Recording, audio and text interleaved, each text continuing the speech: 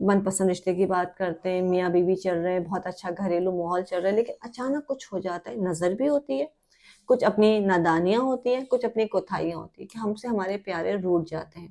خاص کر میاں بیوی میں یہ بڑا مسئلہ ہوتا ہے۔ بسم اللہ الرحمن الرحیم، السلام علیکم۔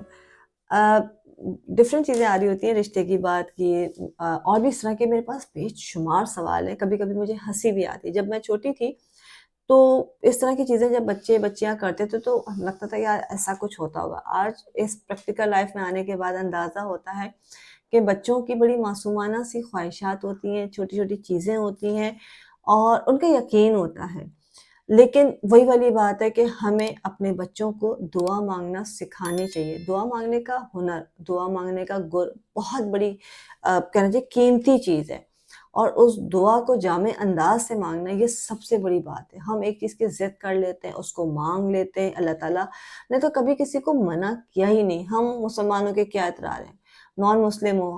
کسی بھی مذہب کا ہو، کتنا ہی برا ہو، کتنا ہی گناہ گار ہو، شرک کریں، بدعت کریں، واٹ ایور، اللہ تعالیٰ سب کو نوازتے ہیں، اس لیے کہ وہ غفور الرحیم ہے۔ ان کا کام، وہ اپنی مخلوق سے بہت پیار کرتے ہیں، انہیں پتہ ہے کہ کہ یہ بندہ یا بندی نافرمانی کر رہا ہے، کر رہی ہے، اس کے باوجود اس ایک پہ اس کی ڈھیل ہوتی ہے کہ کبھی تو اس کو سمجھ آئے گی یا کبھی تو وہ میرے پاس پلٹے گا، اور وہ اس ایک جسے کہتے ہیں نا لمحہ، کہ جس وقت وہ پلٹ کے اللہ تعالیٰ سے توبہ کرتا ہے، مغفرت مانگتا ہے، اللہ تعالیٰ سب کچھ چھوڑ کے اس کو اپنے کہنا چاہیے رحمت کے سائے میں سمیٹ لیتے ہیں۔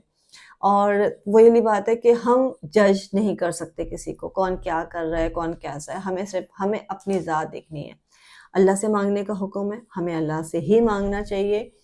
اپنے پیاروں سے، بزرگوں سے ہم ضرور دعا کی درخواست کرتے ہیں، کرنی چاہیے۔ جب بہت سارے سوال آئے رشتے کی بات، میں نے کچھ ویڈیوز میں بتایا تھا کہ من چاہا رشتہ، من پسند رشتہ، اور بھی ایسی بہت ساری چیزیں ہیں جو کہ وقتاً فوقتاً بتاؤں گی، اس لیے کہ کوئی بھی چیز، کسی کے بھی مانگنے کا طریقہ اللہ تعالیٰ کا اتنا پیارا لگتا ہے کہ وہ اس کی من پسند چیز اس کو فوراً سے بیشتر نواز دیتے ہیں۔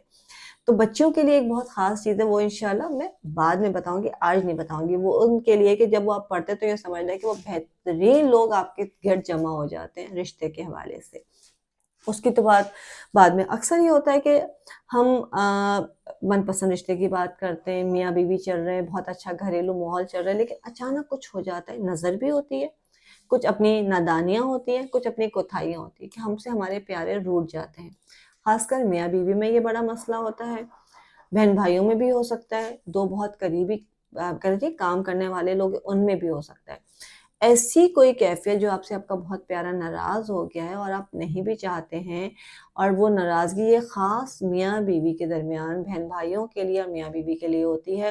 اگر ایسی کوئی ناراضگی ہو گئی ہے کہ وہ آپ کی بات سمجھ نہیں رہے، آپ کی بات سمجھنا نہیں چاہ رہے، یا آپ اپنی بات ان کو کنوے نہیں کر پا رہے ہیں، اس کے لیے سمپل جو ہے سورہ حجر کی آیت نمبر 47، سورہ حجر کی آیت نمبر 47۔ اچھا، میں پڑھ کے اس لیے نہیں بتاتی ہوں کہ ظاہر سی بات ہے میری تجوید اتنی اچھی نہیں ہے، تو وہ آپ کو اسکرین پہ لکھا ہوا ہے، یہ آپ نے عشاء کے بعد پڑھنی ہے 101 بار، تصور کرتے ہوئے کہ جب سورہ حجر کی آیت نمبر 47 آپ پڑھیں گے، آپ کے تصور میں، آپ کے ذہن میں وہ شبیہ ہونی چاہیے جس کے لیے آپ پڑھ رہے ہیں۔ عشاء کے بعد پڑھیں گے 101 بار، اول آخر 11 بار درود ابراہیمی پڑھنا ہے، اور 3 دن پڑھنا ہے، پڑھ کے دم کر دینا ہے تصور میں، اور دعا کر لینی۔ انشاءاللہ 3 دن بہت ہوتے ہیں، اللہ نے کن کہا اور ہو گیا، تو جو بھی ناراضگی ہے وہ ختم ہو جائے گی۔ لیکن کوشش کیجیے گا آئندہ جو چیز ہے، مطلب ہم کہیں ارے یہ تو اس سے ٹھیک ہو جائے گا تو ہم ایک چیز کو ہیبٹ بنا لیں، ایسا نہیں ہے۔ جس چیز کی وجہ سے بدگمانیاں بڑھتی ہیں، ناراضگیاں بڑھتی ہیں، تو ان چیزوں کو اپنی زندگی سے کم کرنا شروع کر دیجیے۔ تو انشاءاللہ تعالیٰ ایسے تمام لوگ، یا وہ میاں بیوی ہیں یا وہ بہن بھائی ہیں، ایسے تو لوگ جن کے درمیان ناراضگی ہو گئی ہے، اللہ ان کی ناراضگی کو دور کرے، دلوں میں محبتیں برقرار رکھے، اور کوشش کیجیے کہ آپ کی وجہ سے کسی کے دل میں دوری نہ آئے، اور خود آپ ایسا نہ کیجیے، اور ایسے لوگوں سے اللہ کی پناہ مانگا کیجیے کہ جو بظاہر آپ کے بہت ہمدرد ہوتے ہیں، لیکن ان کی باتیں،